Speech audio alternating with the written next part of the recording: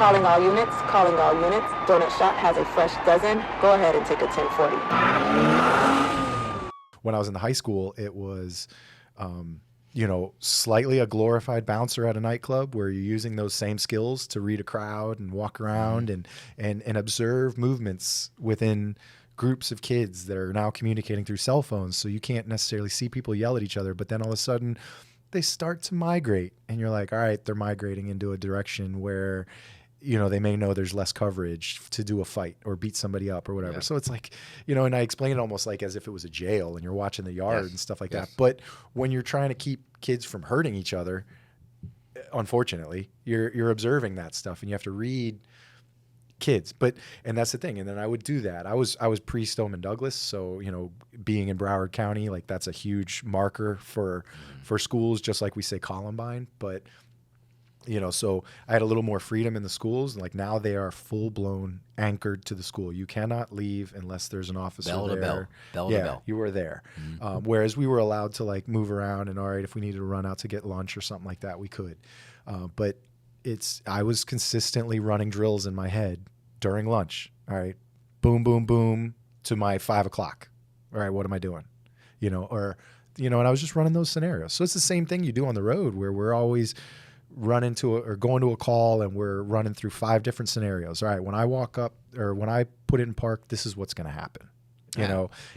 When shit hits the fan in every single call you go to, you have to expect the worst because you have to know how to persevere and react. And so I just think that years and years and years of that mindset, it'll wear on you. Yeah. So, and then, because of fingers crossed, you never walk up on a dead body on a mutilated scene that you might on the road. You're hopefully not walking into that at a school, but there's that little bit of a small pressure, that's coming at you. So. And SROs, man, I give it to them because the way I understand school resource officers is that you are a liaison between the law enforcement entity and the school system, and you have to play.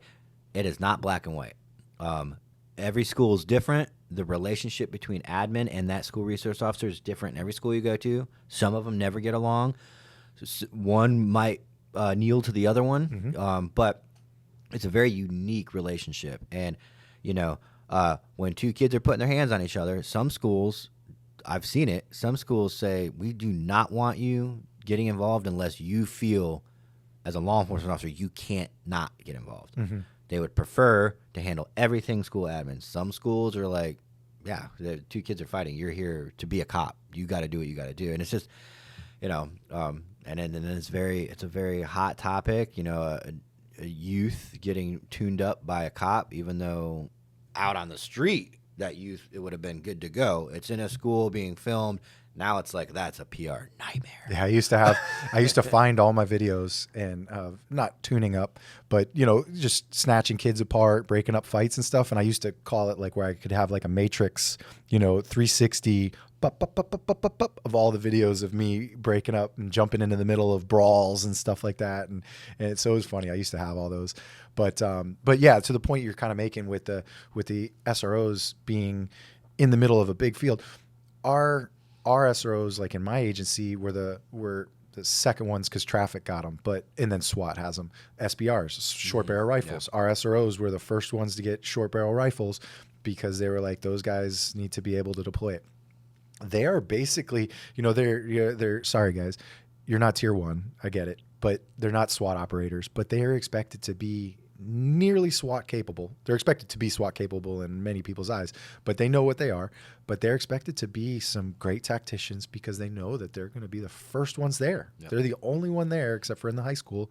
They're the only one there. So you've got to get work done before the road guys even get there. Yep. No matter what the alert tone is or how fast you can drive or traffic, you're in there and you're hopefully plugging away already with that SBR or with your handgun, getting the job done before anybody shows up. So those guys are expected to be, SWAT has time to show up. Yeah. Those guys need to act immediately and they're expected to be as good as SWAT. You need to know every inch of the layout of your school. Yeah. Because you have to relay all the info to the 100 knuckle draggers that are just coming to lay waste. I forgot we're active cops. We can't talk like that. Yeah, Stop a threat. Neutralize a threat. Neutralize a threat. Yeah. I'll use my PIO terminologies. Because I mean, they're coming in hot. Like that mindset. Like it's a different response. So there's like a response to a code 3 call where somebody was stabbed. The guy might be. You're going. You know, adrenaline's going. There's a response that you're getting tuned up. Exactly. And I can't hear you. You're not coming out. I'm going to that. And then I've never responded to it. I don't think an active shooter or what is you think active shooter. I did one time, active shooter at the mall. Mm-hmm. I mean, the response is insane because everybody's. I don't think anybody was listening to the radio. You could just see it in the city that we're in the area.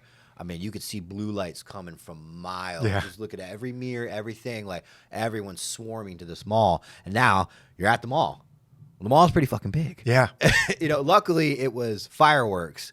Yep. But we had the same thing. The reaction, the Miami. What was it? Oh, the alien, the alien. potential alien one.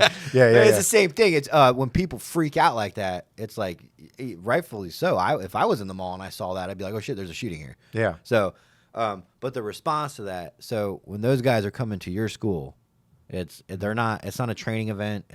It is like I have to coordinate because these cops are ready to stop a threat. AKA they're ready to shoot somebody. Yeah. So and then you got to make sure that they're coming in the right entrances Yes. and not shooting at each other and doing all that. And so it turns in. And so then that person has to become, like you said, the liaison or the bridge and then the communicator and stuff. So there's a lot of step responsibilities that they have to work through, which hopefully they're just working on cleanup after that by the time everybody gets there. Sorry guys, took this one.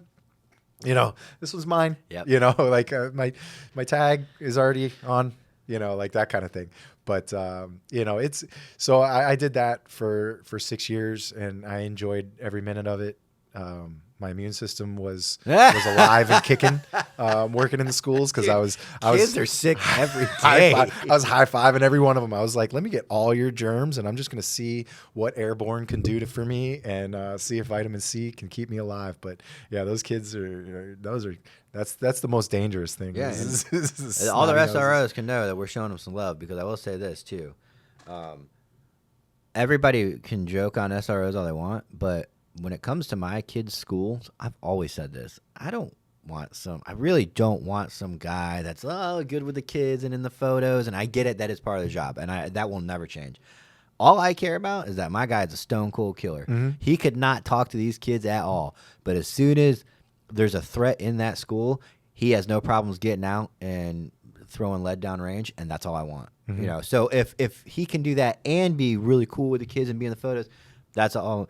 Great hybrid. Yes, but I'm terrified of is the guy that's out there doing the SRO stuff, and then the threat comes in and he can't act accordingly. Yep. Which that's any cop. That's not just SROs. You'll see that on the road where like you're like, oh, that guy is going to be Rambo, and then you're like, oh, okay, I had you pinned the wrong way. He's getting canceled off of every call. Every time he gets sent for a backup, it's like, no, I'll be in way. Or the 6'2", 295-pound dudes that you think's gonna handle business, and you're like, oh, you don't like to go hands on because you've never been in a business. Okay.